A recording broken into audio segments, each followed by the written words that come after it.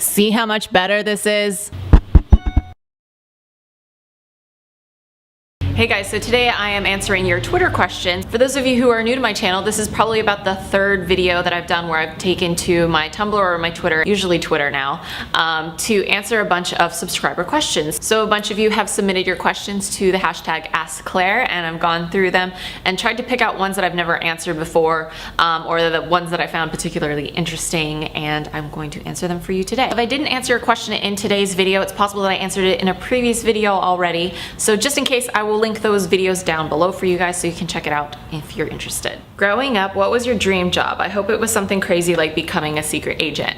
Yeah, that was weird and crazy. I wanted to be a ballerina, snake charmer, and doctor or a vet, I think. So, triple threat. Your current favorite guilty pleasure TV show. So currently it is my favorite TV season because all of my favorite shows are on right now, like Parks and Rec and New Girl. So I'm really excited to see those again. Oh, The Mindy Project is also another one that I've been watching lately. I don't know if they would necessarily be guilty pleasures, although I will say that this season of New Girl, I've never felt more close to Winston in my life. Like, I think Winston is my spirit animal, especially now that he has brought Ferguson into his life. But I've also been super into Agents of S.H.I.E.L.D. The Marvel girl in me is really into Agents of S.H.I.E.L.D. So I guess that would be my guilty pleasure.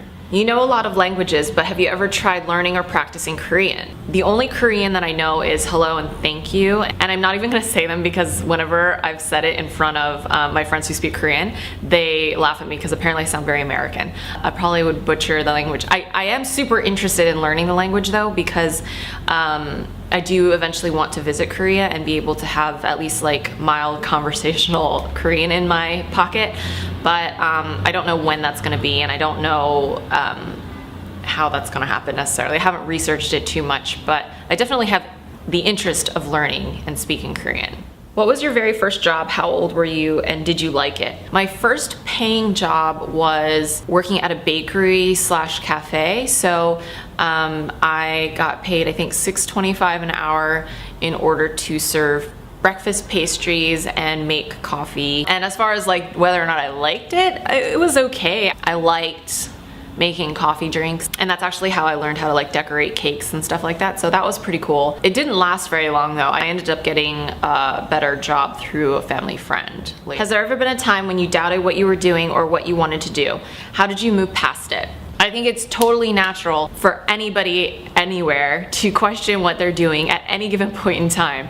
I mean, I'm almost 30, spoiler alert. I question stuff all the time. I actually think it's really healthy to question what you're doing because if you are super confident in everything that you're doing and then for whatever reason it goes wrong, then you're kind of taken by surprise. You just have to have confidence in your ability, in yourself, and in your passion. If that is strong within you, then you're gonna get through whatever hate or negative feedback comes your way. So just be happy and confident and believe in yourself, as cheesy as that sounds.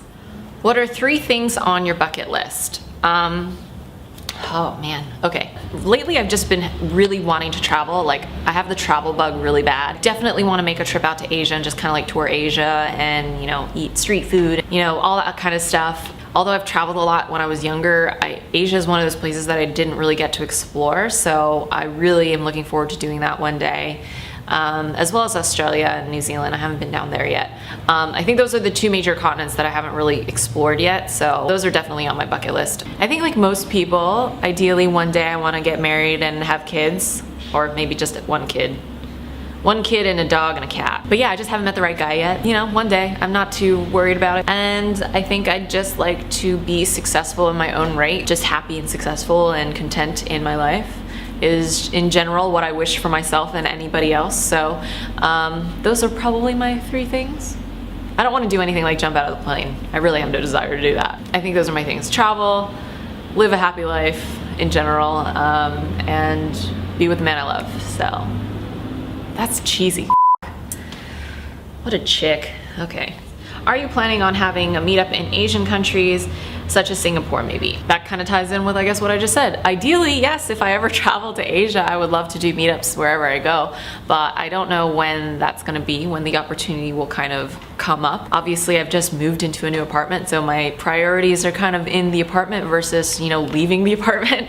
So I don't know when it'll be, but yes, if I ever make the trip out there, I would love to have a meetup. What advice would you give someone that is seriously considering dropping out of college? This is a tough question because I think that it's very individual. I went to college for 1.5 years before halfway through my sophomore year I decided to leave. And maybe you're thinking because I didn't complete college that I have no right to say, no, you should stay in school or whatever. I'm not saying that you should. Think long and hard about it. It's not something that I decided overnight.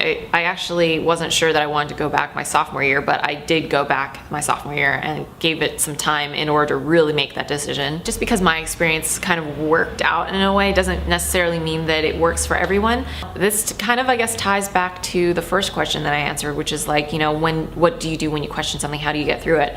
And it's like, you know, you have to question what the benefits are going to be of you leaving school, and you'll have to question the benefits of you staying in school. I mean, if you just graduated high school and you're thinking whether or not you should go to college, I would say yes, go to college. Go to college to at least experience it. There are things that you might experience that you don't expect that will affect your life in one way or another. And I wouldn't trade in my experience of college, even though I ended up leaving 1.5 years in, for anything. You have to decide, okay, what am I gonna do if I leave school? Realistically, you don't wanna get out of school and then have nothing and be stagnant. You want to go and be, you know, functioning and contribute something to the world. My mom was very hard on me and made sure that I wasn't sitting on my ass doing nothing. Like, I had to go and get a job, and I paid my own bills and, you know, made rent and whatnot. And ultimately, it is your life and your decision, but be wise. Don't be an idiot. I think that that's one of my life mottos is don't be an idiot. Most played song on iTunes. Oh, I think I have to actually go get my computer to check. You'll see I'm wearing sweatpants. This is probably gonna be embarrassing. Okay, so according to my iTunes, oh, actually it's not that embarrassing. My most played song currently is by Cults, and it's called You Know What I Mean.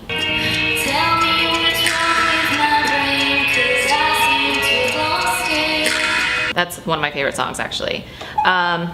Oh, hello. But my second most played song, apparently, is this one.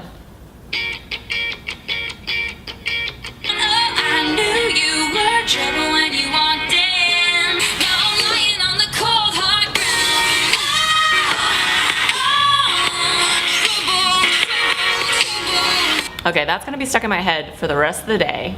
I actually have an entire vlog where I basically just annoy the crap out of my friend Maddie with me lip syncing to that song. Oh, that got my armpits sweating. I guess I got so excited. What movie always makes you cry? Fun fact about me, it is really easy for me to get emotional in movies or television. For example, I always cry in Glee at least probably 2 or 3 times, which is why I mostly refuse to watch that show. I think as a female who's in touch with her romantic side somewhat sometimes, The Notebook usually makes me cry. But at the same time, whenever I watch Transformers and Bumblebee gets captured, I cry as well. So I don't know what that says about me, but those are 2 examples of movies that make me cry for absolutely no reason. I actually am feeling very emotional right now. Am I tearing up? Just thinking about it. Get it together. So that's it for today's video, guys. I hope I answered a bunch of your questions. And quickly, I want to say thank you guys so much for the positive feedback on Monday Minute. That's been super fun and exciting for me. The pressure's on. I hopefully will keep making really good Monday Minute videos for you guys. I will see you Monday. Bye. You guys wanted to see me in a deeper, darker lip, so we're just gonna go darker, darker, darker. So it is the time, and